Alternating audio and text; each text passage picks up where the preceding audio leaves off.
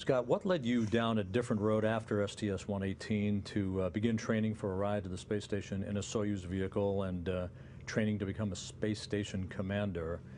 And for Mark, why did you remain on a shuttle path rather than following your brother's footsteps to go for Soyuz and Russian training? After STS-103, one of the crew members on 103 was Mike Fall, who was also at the time, doing double duties as a, associate center director, I think was his title.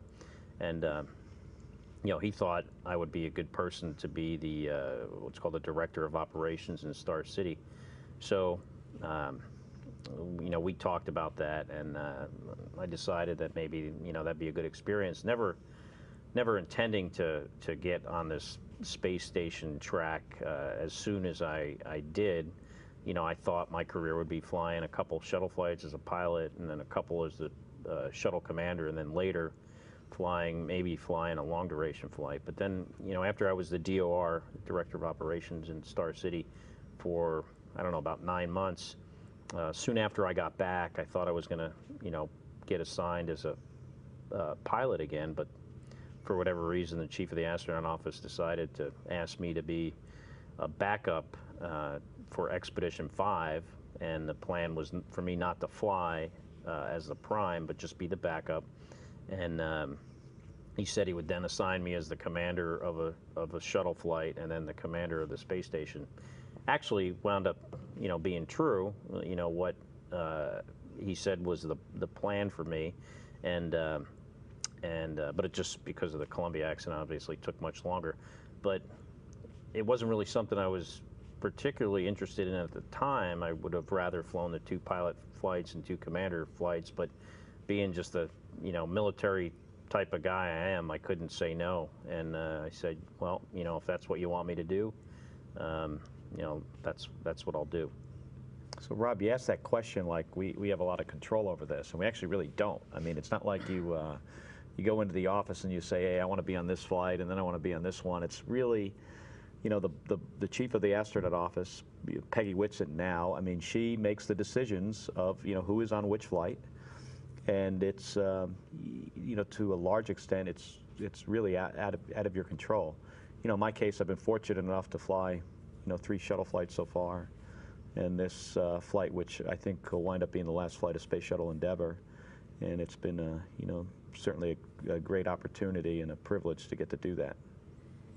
Scott, how different is it going to be when you strap into a Soyuz vehicle knowing you're basically a passenger in the right seat, heading uphill with your knees up in your throat, very tight capsule, Mercury style basically, Gemini maybe at the most. What do you think that's going to be like in contrast? Well, I'll certainly have a lot less to do than during that time in the Soyuz than on a shuttle ascent or entry for that matter. As the flight engineer number 2, you're sort of a passenger. You do have some responsibilities, but you're it's kind of like being somewhere between mission specialist number 1 on a shuttle and sitting on the middeck. Your role. So, in that regard, it will be different. It's kind of neat that it's, a rocket, like a, traditional rocket. So it'll be good to have that experience, especially as we move on to, a new vehicle after the space shuttle program. Mark, you're going to be traveling to the Baikonur Cosmodrome in Kazakhstan to watch your brother's launch. What do you think that's going to be like for you? I've only been to Russia once, and it was a long time ago, so I'm looking forward to that. I'm actually taking Russian classes right now to see if I can get a little bit of Russian language ability. I kind of quit. I quit last week, but I did a couple months.